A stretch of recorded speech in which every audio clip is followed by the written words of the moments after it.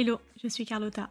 Bienvenue dans Product Marketing Stories, le podcast qui décrypte les méthodologies, partage des conseils et apprentissages concrets pour rendre compréhensible et accessible le product marketing. Avec Product Marketing Decrypt, je déconstruis pour vous le jargon et expressions courantes du product marketing pour les rendre compréhensibles. Cette série de mini-épisodes vous permet de vous former et d'apprendre les principes de base du product marketing pour monter en compétences et éviter les moments de malaise en réunion ou pendant une discussion entre collègues. Bref, cette discipline n'aura plus de secret pour vous. Et pour ceux qui baignent déjà dans le milieu, une petite piqûre de rappel, ça ne fait de mal à personne. C'est parti! Hello à tous et bienvenue dans ce dernier épisode dédié au sujet du positionnement. Aujourd'hui, je vais vous présenter les 4 actions à mettre en place selon April Dunford une fois que vous avez construit le positionnement de votre produit pour que votre travail ait vraiment de l'impact. Et oui, parce que construire le positionnement, c'est 50% du chemin réalisé. Les 50% restants consistent à le diffuser et à s'assurer qu'il est vraiment utilisé par les différentes équipes. La première chose que nous recommande April est de traduire le travail de positionnement en pitch commercial. Il y a 2 avantages à faire cet exercice.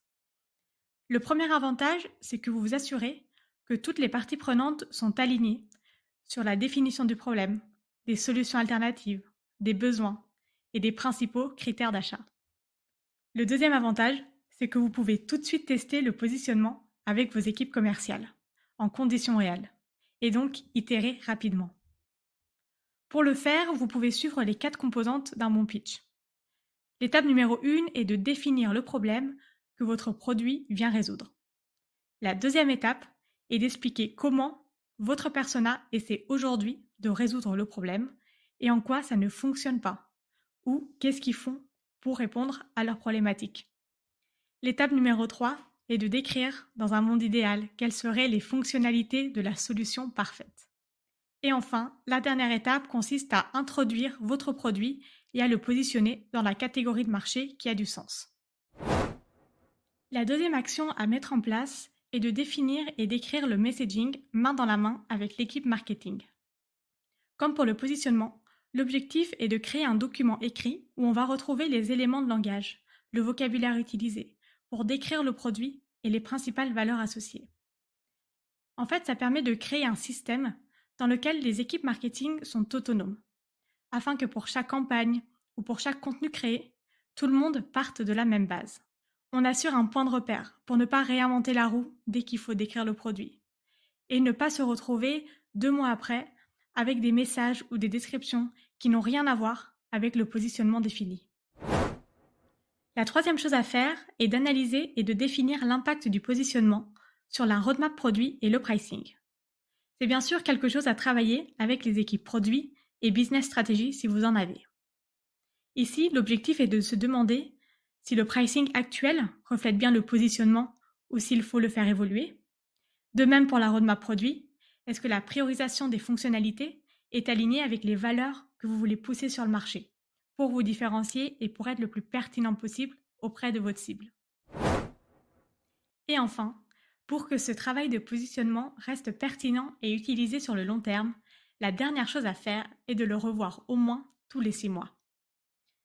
Pas besoin de refaire un workshop sur 2 jours, mais il faut quand même se demander, est-ce qu'il y a eu de gros changements au niveau de l'environnement concurrentiel qui fait que la perception du marché par les clients pourrait évoluer?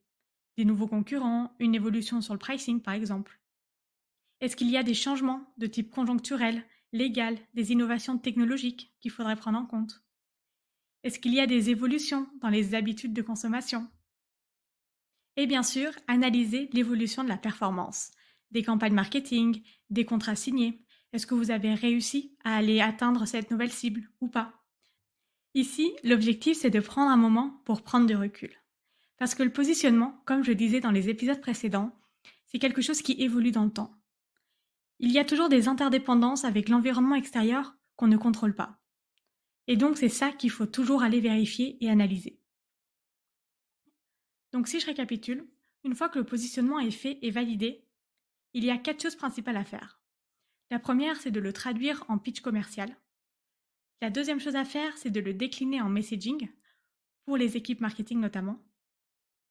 La troisième chose, c'est d'analyser et de définir son impact sur la roadmap produit et le pricing. Et enfin, la dernière chose à faire, c'est de se programmer un petit rappel, à minima tous les 6 mois, pour s'assurer que toutes les informations qui sont présentes dans le document de positionnement sont à jour, et sinon, le retravailler et le mettre à jour et le rediffuser à l'ensemble des équipes. Voilà, j'espère que ces épisodes pourront vous aider dans votre quotidien autant qu'ils m'ont aidé. En tout cas, moi j'ai adoré préparer cette série de mini-épisodes. Vous retrouverez le template du positionnement en description de l'épisode avec bien sûr toutes les autres ressources. Et moi je vous dis à bientôt. Merci d'avoir écouté cet épisode jusqu'au bout. Si l'épisode t'a plu, n'hésite pas à le partager sur LinkedIn en me taguant. Tu peux aussi me soutenir en laissant un avis 5 étoiles sur Apple Podcast et me laisser un commentaire. Ton aide est précieuse pour m'aider à faire connaître Product Marketing Stories et aussi m'encourager à créer davantage de contenu. Alors merci.